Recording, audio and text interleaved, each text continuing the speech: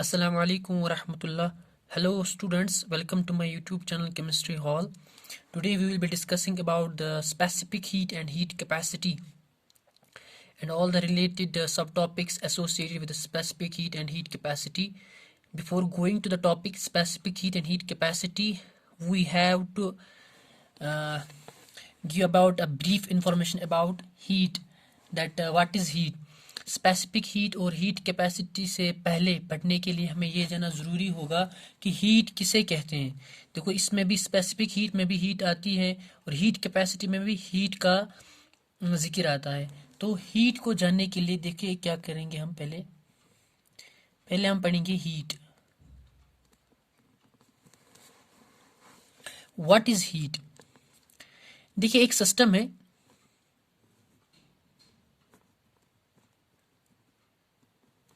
यहाँ पे एक सिस्टम है। एक सिस्टम के पास अंदर जो है एनर्जी पड़ी हुई है, यहाँ पे एनर्जी है। सिस्टम चाहता है कि मैं इस एनर्जी को डिक्रीज करूं या इस एनर्जी को बाहर निकालूं। तो ये सिस्टम क्या करता है, इस एनर्जी को डिक्रीज करने के लिए इसको दो चीज करनी पड़ेंगी। या तो इसको एक्सटर्नल सराउंडिंग को वर्क करना पड़ेगा,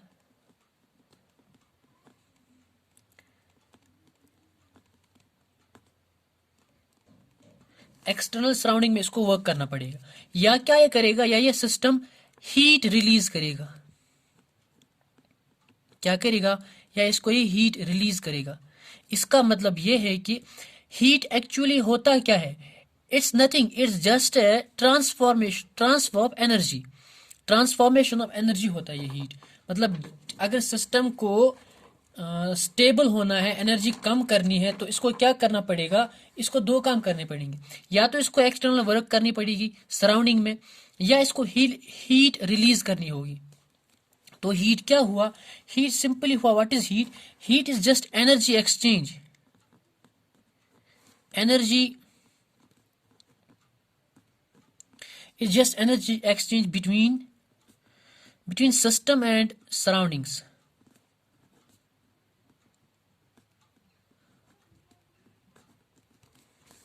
ठीक है, it is just energy exchange between system and the surroundings. या क्या है, या हम ऐसे भी बोल सकते हैं जैसे form of transfer of energy, form of transfer of energy. कब, when there is a temperature difference, when there is a temperature difference। मतलब अगर ये सिस्टम है, यहाँ पे ये हायर टेम्परेचर पे है और दूसरा वाला सिस्टम यहाँ पे है, ये लोअर टेम्परेचर पे है।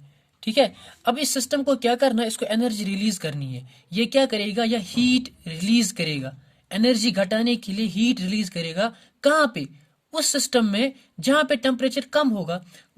इसका मतलब हीट ट्रांसफर होगी, लेकिन कहां से, इस सिस्टम से लेके इस सिस्टम में, हायर टेम्परेचर से लेके लोअर टेम्परेचर तक।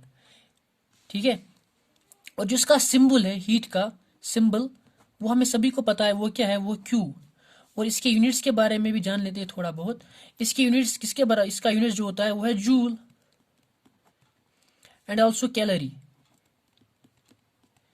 जो इसका कॉमन यूनिट है। कैलोरी क्या है, इसका कॉमन यूनिट। और जो इसका जो जूल होता है वो इसका एसआई यूनिट होता है, कॉमन यूनिट होता है कैलोरी। और कन्वर्जन फैक्टर, मतलब एक कैलोरी कितने जूल्स के बराबर है, ये 1 जूल कितने कैलोरीज के बराबर है। 1 calorie is equal to 4.1825 joules, इसके बराबर होता है 1 कैलोरी। ये कन्वर्जन फैक्टर है। सपोज अगर हमारे पास x कैलोरीज हैं, तो हम बता सकते हैं कि x कैलोरीज कितने जूल्स होते हैं। या अगर हमारे पास x जूल्स हैं, तो हम बता सकते हैं कि x जूल्स हम कितने कैलोरीज के बराबर होता है। ये आप इस कन्वर्जन फैक्टर से सब कुछ देख सकते हैं easily. Coming to our topic, that is specific heat and heat capacity. एक और पॉइंट यहाँ पे है, अगर सिस्टम को हम, यहाँ पे एक थर्मोडाइट सिस्टम है, ये सिस्टम है, अगर हम इसको एनर्जी देते हैं, यहाँ से एनर्जी देते हैं, अगर इसको एनर्जी देते हैं, इसका मतलब ये होता है कि इसकी एनर्जी ज्यादा होती है, इसकी एनर्जी अंदर की ज्यादा होती है, ज्यादा हो जाती, इंक्रीज हो जाती है, जिसकी वजह से साइन आता है पॉजिटिव। इसका मतलब इसमें क्यू होता है पॉजिटिव। इसी तरह इसी मतलब अगर हम अपोजिट देखें, अगर कोई सिस्टम है ये हीट रिलीज करता है, जिसने यहाँ पे हीट रिलीज की, इसका मतलब ये होता है इसकी एनर्जी कम हो जाती है। तो इसका मतलब मैं नेगेटिव में चला गया, मेरे पास एनर्जी थी पॉजिटिव में, जब मैंने हीट रिलीज की तो एनर्जी चली गई नेगेटिव में। इसका मतलब क्यू यहाँ पे लेते हैं हम नेगेटिव में। इसका मतलब एनर्जी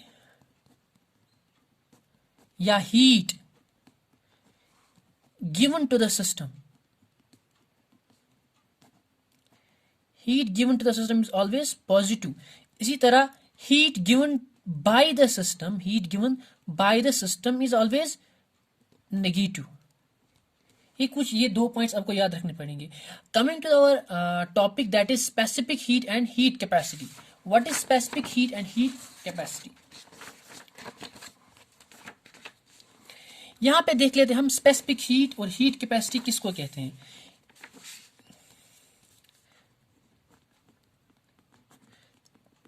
स्पेसिफिक हीट किसको हम कहते हैं, ठीक है। देखिए जो हमारा मेन टॉपिक जो होता है वो क्या है, स्पेसिफिक हीट। स्पेसिफिक हीट किसको कहते हैं? Simply heat required, heat required by 1 gram of any substance, 1 gram of any substance to raise its temperature by 1 degree Celsius, ठीक है।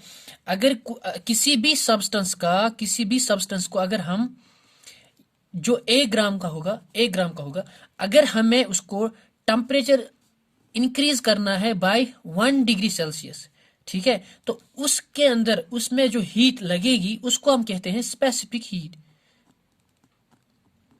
स्पेसिफिक हीट, सपोज एक यहाँ पे सब्सटेंस है, कॉपर की सब्सटेंस है, कॉपर है, यहाँ पे एक कॉपर के पार्टिकल्स है, मतलब 1 ग्राम के पार्टिकल्स है। 1 ग्राम का एक मास बॉडी है, कॉपर की बॉडी है 1 ग्राम। तो इस 1 ग्राम की बॉडी को, कॉपर की बॉडी को, अगर इसका टेम्परेचर 33 डिग्री सेल्सियस है, अगर हम इसको 34 तक ले जाना चाहते हैं, 34 डिग्री तक ले जाना चाहते हैं, 1 डिग्री इंक्रीज करवाना चाहते हैं, तो इस 1 डिग्री इंक्रीज करने में जो हीट लगती है उसको हम बोलते हैं स्पेसिफिक हीट। जो यहाँ पे हीट लगती है 1 डिग्री चेंज होने में बाय 1 ग्राम को, उसको बोलते हैं हम स्पेसिफिक हीट, ठीक है। Heat required by 1 gram of any substance to raise temperature by 1 degree Celsius. किसी भी सब्सटेंस का अगर हम टेम्परेचर 1 डिग्री रेज करवाए जो 1 ग्राम की होगी, उसको हम बोलते हैं स्पेसिफिक हीट। जो यहाँ पे हीट लगेगी उसको हम बोलते हैं स्पेसिफिक हीट। ये स्पेसिफिकली किसके लिए है? 1 ग्राम के लिए, ठीक है। या heat required by unit mass. Unit mass क्या होता है? 1 gram to raise temperature to unit degree Celsius. वो यूनिट डिग्री क्या है? 1 डिग्री। सपोज एग्जांपल यहाँ पे है वाटर की स्पेसिफिक हीट जो होती है वो है 4.184 joules per gram per degree Celsius. इसका यूनिट भी यही है, इसका यूनिट जो होता है वो क्या है? Joule per gram per degree Celsius, ठीक है। ये बात आपको समझ है, ये पॉइंट क्लियर हो गया आपको। नेक्स्ट हम देखेंगे अब इसकी जो मैथमेटिकल इक्वेशन है, मैथमेटिकली इसको कैसे डिफाइन कर सकते हैं हम। मैथमेटिकली ये हम डिनोट करते हैं, इसको हम डिनोट करते हैं सिंबल स्मॉल अल्फाबेट लेटर सी से, ऐसे सी से। इसका मतलब है स्पेसिफिक हीट। ये बराबर होता है heat required by 1 gram mass of a substance to raise its temperature by 1 degree Celsius. मतलब T से ले जाने तक डेल्टा T1 से ले जाने तक T2 में जो टेम्परेचर इंक्रीज होगा वो डेल्टा T के बराबर होता है, ठीक है। C is equal D Q by M delta T। Heat required by 1 gram substance to raise its temperature by 1 degree Celsius, ठीक है। वाटर की स्पेसिफिक हीट बहुत ज्यादा होती है, 4.184 joule per gram per degree Celsius. इसके अपोजिट जो होता है, मतलब बहुत सारी सब्सटेंस होते हैं, सॉलिड्स जो होते हैं, सपोज कॉपर, कॉपर की होती है 0.87 कुछ समथिंग, ये अच्छी तरह मुझे नहीं पता है, इसको चेक कर लेना। तो वो है joule per gram per degree Celsius. इसका मतलब ये है कि वाटर के 1 ग्राम को अगर हमें टेम्परेचर 1 डिग्री सेल्सियस इंक्रीज करना होगा, तब हमें इतने जूल्स लगते हैं। और जब कॉपर के 1 ग्राम सब्सटेंस को इंक्रीज करने में इतने जूल्स लगते हैं, इसका मतलब ये होता है कि वाटर आसानी से गर्म नहीं होता, इसको ज़्यादा एनर्जी लगती है और कॉपर को कम लगती है। और सबसे हाईएस्ट जो होता है वो वाटर की है, 4.184 joule per gram per degree Celsius. इसीलिए जो वाटर होता है, water is used in as a coolants, engine coolants, हम वाटर को यूज करते हैं इन कूलेंट्स। वो क्यों यूज कर सकते हैं हम कूलेंट्स में? वो इसीलिए है कि जब इंजन इन ऑपरेशन होता है, इन वर्क में होता है, तो वहां पे ट्रमंडस, मतलब बहुत सारी हीट एनर्जी, बहुत सारी हीट निकलती है। ठीक है। अब जब उसके इर्द गिर्द वाटर का कूलंट लगाते हैं, तो वाटर क्या करता है, वाटर उस हीट को एब्जॉर्ब कर लेता है। ठीक है। जितनी देर तक वाटर का 1 डिग्री सेल्सियस इंक्रीज हो जाएगा, उतनी देर तक बहुत सारी हीट उसने एब्जॉर्ब कर ली होती है। ठीक है। यहाँ पे स्पेसिफिक हीट वाटर की क्या है, 4.184 joule per gram per degree Celsius. इसका मतलब वाटर ज्यादा एनर्जी लेगा अपने अंदर, तब जाके वो 1 डिग्री रेस हो जाएगा। ठीक है। तो इसीलिए वो एज ए यूज करते हैं एज ए कूलेंट्स में। आपने वाटर बॉटल्स में भी यूज कर सकते हैं इसको, वाटर बॉटल्स में। वाटर बॉटल में हम क्यों वाटर ही यूज कर सकते हैं? हम कुछ और सोल्यूशन भी लगा सकते थे वाटर बॉटल्स में, नहीं, हम क्यों यूज करते हैं वाटर ही? वो इसीलिए कि वाटर की स्पेसिफिक हीट ज्यादा होती है, इसको गर्म करने में टाइम लगता है, तो ठंडा होने में भी इसको क्या लगता है, टाइम। जिस सब्सटेंस को ज्यादा टाइम ठंडा लगने में लगा होगा, वही सब्सटेंस हमें चाहिए ताकि वाटर बॉटल ज्यादा देर तक गर्म रह जाए। ठीक है, ठीक है। तो so we use water in the water bottles. So water is used in water bottles as in coolants because its specific heat is very very high.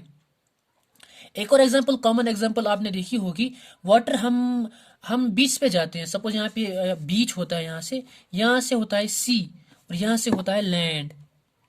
ठीक है। लैंड की स्पेसिफिक हीट सी वाटर से बहुत ही कम होती है। इसका मतलब ये होता है कि जो सी वाटर होता है, ये वाटर ही है, लेकिन इसकी जो स्पेसिफिक हीट वो थोड़ी कम होती है वाटर से, because specific heat is 4.184 joule per gram per degree Celsius for distilled water, it's not for salt water. Salt water के लिए कुछ साल्ट मिनरल्स वहां पे डिजोल्व हुए होते हैं, जिसकी वजह से इसकी स्पेसिफिक हीट वाटर से थोड़ी कम होती है, लेकिन लैंड से कुछ ठीक ठाक होती है, लैंड से अच्छी होती है। इसमें क्या होता है, ड्यूरिंग डे टाइम जो यहाँ पे वाटर होता है, ये ये गर्म ज्यादा जल्दी से नहीं होता है, ये ठंडा रहता है। और लैंड जो होता है वो बहुत जल्दी गर्म हो जाता है। तो इसके ऊपर जो हवा होती है, या इसके ऊपर जो एयर होती है, वो हॉट हुई होती है, जिसकी वजह से हॉट एयर क्या करती है, वो एस्केप हो जाती है, वो दूर चली जाती है। और यहाँ पे सी की और क्या होती है, यहाँ पे जो वाटर जो होगा वो टाइम लग जाएगा इसको गर्म होने में, तो इसके ऊपर जो हवा होगी वो कूल होगी, वो क्या होगी, कूल। यूं ही यहाँ से लैंड के ऊपर की एयर एस्केप होती है, ये वाली कूल एयर ये वाली जगह इख्तियार कर लेती है, मतलब यहाँ पे आती है, यहाँ पे थी ना एम्प्टी स्पेस, ये वाली कूल एयर यहाँ की ओर आती है। इसीलिए जब हम बीच पे जाते हैं, रिवर साइड्स पे जाते हैं, तब हमें मतलब वो कूल ब्रीज आती है, हवा हमारे बाल जो होते हैं पीछे की ओर चले जाते हैं। ठीक है। एक कॉमन एग्जांपल थी। अब मैथमेटिकली हमने बोला था आपको कि C is equal to D Q by M delta T. आपने आइसोथर्मल प्रोसेस के बारे में सुना होगा, what are isothermal processes? Isothermal system वो सिस्टम होता है जहां पे हम टेम्परेचर को कांस्टेंट रखते हैं। ठीक है। ये गैसेस की बात कर रहा हूं मैं, फॉर गैसेस हम देखेंगे कि स्पेसिफिक हीट की वैल्यू कहां से कहां तक जाएगी। पहले हम देखेंगे आइसोथर्मल सिस्टम में डेल्टा टी का इज इक्वल टू 0, तो सी किसके बराबर आएगा, D Q by M delta T is equal 0, वो सी इज इक्वल इन्फिनिटी। ठीक है। फॉर आइसो फॉर एडियाबैटिक, देखो एडियाबैटिक प्रोसेस में क्या होता है, एडियाबैटिक सिस्टम वो सिस्टम होता है, मान लीजिए ये सिस्टम यहाँ पे है, मान लीजिए यहाँ पे ये सिस्टम है, ये सिस्टम है, अगर हम इसको हीट ऐड करना चाहते हैं या हीट निकालना चाहते हैं, हम कर सकते हैं। लेकिन एडियाबैटिक सिस्टम में क्या होता है, एडियाबैटिक सिस्टम में क्या होता है, हम इस सिस्टम को अलो नहीं करते, ना हीट अंदर आने के लिए ना बाहर जाने के लिए। वो एडियाबैटिक सिस्टम वो सिस्टम होता है जहां पे हीट अंदर आएगी ना हीट बाहर जाएगी। इसका मतलब जो डी क्यू होगा वो 0 होगा, तो C बराबर होगा 0 के। सो इन गैसेस स्पेसिफिकली इन गैसेस जो स्पेसिफिक हीट वेरी होती है वो 0 से लेके इन्फिनिटी तक कुछ भी हो सकती है। ठीक है, specific heat in gases vary from 0 to infinity. बात समझ आ रही है? गैसेस में स्पेसिफिक हीट वैल्यू कुछ भी हो सकती है 0 से लेके इन्फिनिटी तक। सॉलिड्स में क्या होता है, सॉलिड्स में स्पेसिफिक हीट के बारे में, स्पेसिफिक हीट में एक अजीब व फंडा है, वो मैं आपके अभी बताऊंगा कुछ देर बाद में। लेकिन पहले हम जान लेते हैं कि आइसो स्पेसिफिक हीट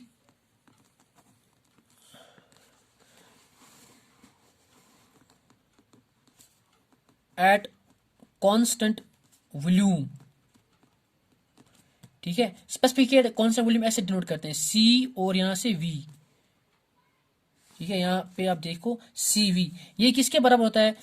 अगर हमारे पास एक सब्सटेंस है, if we have a substance and we have to raise this temperature to 1 degree Celsius, मतलब suppose this substance is at temperature of 33 degree Celsius and we want to raise temperature to 34 degree Celsius, so we have to add some heat to raise temperature from that much very specific temperature to that temperature. तो that particular heat, what we call it, it's specific heat at कब, जब हम, अगर हमारे पास कोई substance है वो 33 degree पे सेल्सियस पे है, हम इसको 34 तक ले जाना चाहते हैं एट कांस्टेंट वॉल्यूम, तो उस वक्त जो स्पेसिफिक हीट कहलाएगी वो कहलाएगी specific heat at constant volume. इसी तरह प्रेशर की बात है, वो किसके बराबर है, D Q by M delta T, मगर एट कांस्टेंट वॉल्यूम, यहाँ पे कांस्टेंट वॉल्यूम है। इस तरह सीपी भी बराबर होगा D Q by M delta T at constant pressure. ठीक है, अब बात है कि सीपी और सीवी कौन ज्यादा है और कौन कम है। इट इज एस्टिमेट, मतलब ये क्या है कि सीपी हमेशा ज्यादा होता है सीवी से। वो क्यों होता है? वो इसीलिए होता है, देखिए जो भी हम हीट ऐड करते हैं सिस्टम में, जो भी हम हीट ऐड करना चाहते हैं सिस्टम में, वो सिस्टम कहाँ लेता है, वो सिस्टम को क्या करता है, या तो अपनी इंटरनल एनर्जी बढ़ाता है या वर्क करता है, प्लस वर्क करता है, डी डब्ल्यू। तो थर्मोडायनेमिक रिलेशनशिप है, D Q is equal D E plus D W, या इसको डी यू भी बुला सकते हैं हम। ठीक है, D Q is equal D U plus work done किसके बराबर होता है, पी डेल वी। ये भी थर्मोडायनेमिक के लिए आपने पढ़ी होगी रिलेशन। ठीक है, तो अगर हम specific heat at constant volume की बात करते हैं तो यहाँ पे क्या होगा, D E plus P D V D W divided by M delta T. यहाँ पे तो is equal D E D U plus P D V divided by M delta T. ठीक है, कांस्टेंट वॉल्यूम में क्या होता है, वॉल्यूम चेंज कुछ नहीं होता है, there is no change in volume. हम तो वॉल्यूम कांस्टेंट रखते हैं तो वॉल्यूम कहाँ चेंज होगा। ठीक है, तो डेल्टा वी जो होगा ये टर्म 0 के बराबर आएगी, तो ये सारी टर्म 0 के बराबर आएगी, तो इसका मतलब सी वी किसके बराबर आएगा, D U plus M delta T. अब प्रेशर, कांस्टेंट प्रेशर की बात करते हैं, CP is equal D E plus D W divided by M delta T. ये डी प्लस डी डब्ल्यू मैं इसलिए लिखता हूं because D Q is equal बराबर D E plus D W, तो C V is equal D Q by M delta T, D Q is equal D U plus P del we, यहाँ पे लिखा है, या डी डब्ल्यू भी लिख सकते हैं आप। क्लियर है, बात समझ आ रही है आपको? It's simple. C P is equal D plus D W plus M delta T. तो यहाँ पे क्या होगा, D E plus P del V divided by M delta T. यहाँ पे सीपी किसके बराबर होगा, यहाँ पे तो हम वॉल्यूम, अगर सिस्टम में हमें कांस्टेंट प्रेशर रखना होगा तब हमें वॉल्यूम चेंज करना पड़ेगा, तब जाके हमें कांस्टेंट प्रेशर की कंडीशन आएगी। अगर हमें कांस्टेंट प्रेशर चाहिए तो वॉल्यूम को कांस्टेंट नहीं रखना है, वॉल्यूम को चेंज होने देना है, तब जाके प्रेशर कांस्टेंट रहेगा। तो CP is equal D E plus P, pressure तो कांस्टेंट है, उसका कुछ वैल्यू होगा डी वी, यहाँ पे चेंज होने वाली टर्म dv है, dv यहाँ पे चेंज नहीं होता है, तो ये वाली टर्म ऐड हो जाएगी m डेल्टा t। इसका मतलब ये हुआ कि ये p is equal de plus p del v divide by m delta t, यहाँ पे du, यहाँ पे ये, इसका मतलब p डेल v की टर्म ज्यादा होती है as compare to cv। cp में p डेल v की टर्म ज्यादा होती है, इसीलिए cp is greater than cv। Clear? तो सिंपल सी बात है। अब इसमें क्या होता है सॉलिड्स में, देखिए सॉलिड्स में क्या होती है, सॉलिड्स फॉर सॉलिड्स देखिए सॉलिड्स की कंडीशन क्या है। मान लीजिए एक सॉलिड है, ये सॉलिड है, ये सॉलिड है, इसको मैं हीट देता हूं, इसका टेम्परेचर मुझे रेज करना है from x degree Celsius to x plus 1 degree Celsius.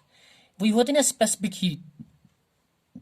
हम इसको क्या करते हैं, हीट देते हैं। जब इसको हीट देते हैं, ये तो सॉलिड है, इसमें वॉल्यूम में कुछ चेंज नहीं आएगी, क्योंकि सॉलिड्स में अगर हम हीट देते हैं तो वॉल्यूम की कुछ ज्यादा चेंज नहीं आती है, क्योंकि इसके पार्टिकल्स बहुत ही कम्पैक्ट होते हैं, ये वॉल्यूम चेंज करना पसंद नहीं करता है।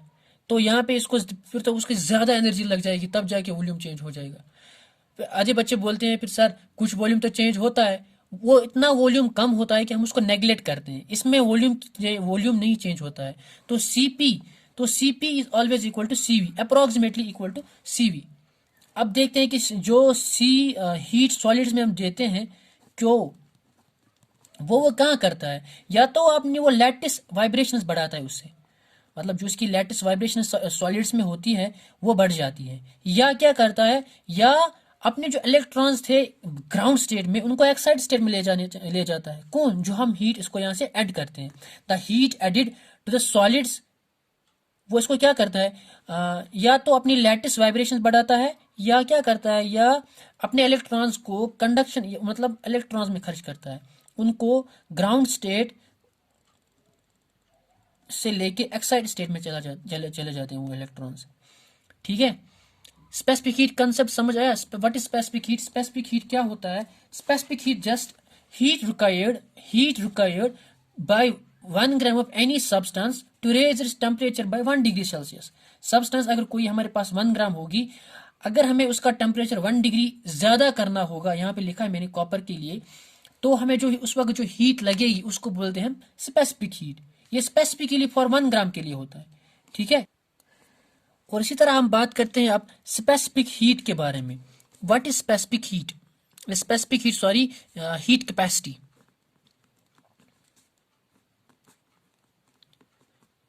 अभी तक हम बात कर रहे थे स्पेसिफिक हीट के बारे में। Now we will be discussing about the heat capacity. इसको हम डिनोट करते हैं सिंबल कैपिटल लेटर से। ठीक है, कैपिटल लेटर अल्फाबेट C के साथ। हीट कैपेसिटी क्या होती है?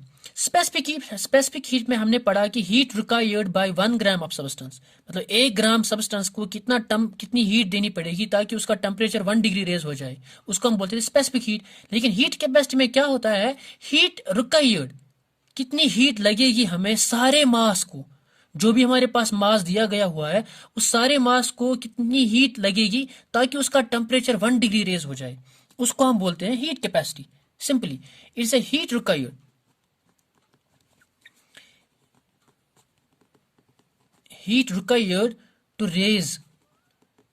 to raise the temperature by 1 degree Celsius to entire mass को 1 डिग्री टेम्परेचर रेज करवाने में जितनी हीट लगती है उसको बोलते हैं heat capacity. Specific heat for 1 ग्राम के लिए और हीट कैपेसिटी सारे इंटायर मास के लिए। ठीक है, मान लीजिए मेरे पास अगर मुझे बताया गया है कि कॉपर की स्पेसिफिक हीट निकालिए, तो मुझे पता ऑटोमेटिकली पता चलना चाहिए कि ये 1 ग्राम की बात कर रहा है। और हीट कैपेसिटी निकालने के लिए हमें ये जरूरी heat capacity for entire mass के लिए। ठीक है, heat capacity is for entire mass and specific heat is for 1 gram substance. मान लीजिए यहाँ पे कॉपर है, ये कॉपर की 3 kgs है, एंटायर मास है, यहाँ पे कॉपर है, ये 1 ग्राम है, तो मुझे इसका टेम्परेचर 1 डिग्री इंक्रीज करवाना है, इसका भी टेम्परेचर 1 डिग्री इंक्रीज करवाना है। ठीक है, इस यहाँ पे जो हीट लगेगी इसको बोलेंगे हम हीट कैपेसिटी, और यहाँ पे जो हीट लगेगी इसको हम बोलेंगे स्पेसिफिक हीट। तो ये था about specific heat and heat capacity.